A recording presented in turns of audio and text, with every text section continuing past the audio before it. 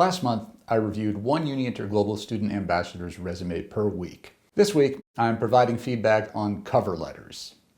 First, understand how resumes and cover letters differ. Second, determine the importance of the specific job opportunity to you. Third, research your target audience. Fourth, highlight your key skills and attributes. And fifth, proofread, edit down, and proofread again. Let's jump into these 5 points with concrete examples. It's important to clearly understand the different uses of a resume and a cover letter. A resume provides a comprehensive overview of your professional background in a well-organized, synthesized form. It's essentially your career, usually from start to present. You may adjust your resume for a specific audience or job opportunity, but its content is largely fixed over multiple employment opportunities at the same point in time. In contrast, a cover letter is a personalized letter highlighting specific points that are tailored to your target audience's immediate needs. Cover letters give you the opportunity to go into detail about how you can use one of your key skills to achieve a desired result. What's that, you say? Oh, in the age of ChatGPT and AI bots, cover letters are a thing of the past. They're not needed. Not true. At least not according to ChatGPT or to me. It's true that you can quickly mandar fazer a cover letter with ChatGPT's help. That letter might even have fewer errors or better structure than what you can do on your own.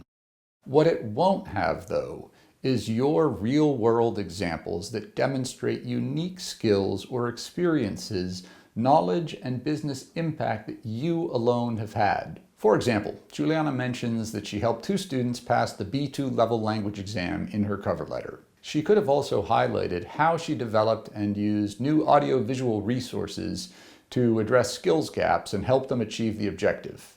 A link to an online video tutorial that Juliana gave, for example, would show that her claim is supported by facts. Second, you need to identify how much time and effort you're willing to put into customizing your application for the target job opportunity. In my experience, applicants generally underinvest in carefully customizing their outreach and cover letters to show how and why they are uniquely qualified. If I receive an email cover note stating, "I am interested in working at your company. Attached is my resume. Please let me know if you have any opportunities." That note is going directly to the trash. The people writing them appear to have spent 0 time researching my employers or my needs within the company. Juliana makes solid arguments about how and why she is a good fit for this job. Her draft cover letter highlights more than a decade of relevant teaching experience, the adoption and use of new technologies in her teaching, and shows student success cases. If this opportunity is of medium importance to Juliana, or if she has severe time constraints because of other responsibilities, I just recommend a quick round of edits to her existing letter. If, on the other hand, she is very interested in this specific opportunity and really wants to stand out as an applicant, I suggest she invest significant energy in showing evidence of her use of tools and concepts that are most needed to excel in this job. She could illustrate her expertise in design thinking or audiovisual production, or use of Google Slides or other EdTech tools for the success of her students, but not all of them. Before spending time highlighting one or a few of these things, Juliana should first better understand her target audience. The more important a job opportunity is to you, the more you'll want to research and understand your audience. In Juliana's case, the job opportunity is advertised on LinkedIn. With modest effort, we can quickly discover that the woman advertising the opportunity has a standard form for applicants. She also has over 100,000 followers on LinkedIn, Instagram, and YouTube, and publishes her own content on a near daily basis. It's clear that she's a dynamic company founder interested in working with others em regime de parceria PJ. So, with just a few minutes of work, we have very important inputs to help guide Juliana's decision about how much time to invest in this opportunity. My sense is that she might want to just touch up her cover letter and submit her online application. Why? Juliana has the required skills, and the person hiring appears to have significant demand for competent teachers. There also appears to be greater demand for competent teachers than there is supply.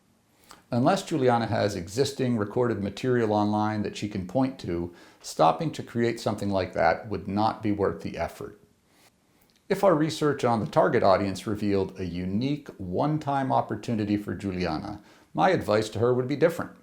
Whatever path she chooses, Juliana should understand her target audience and know how important that is.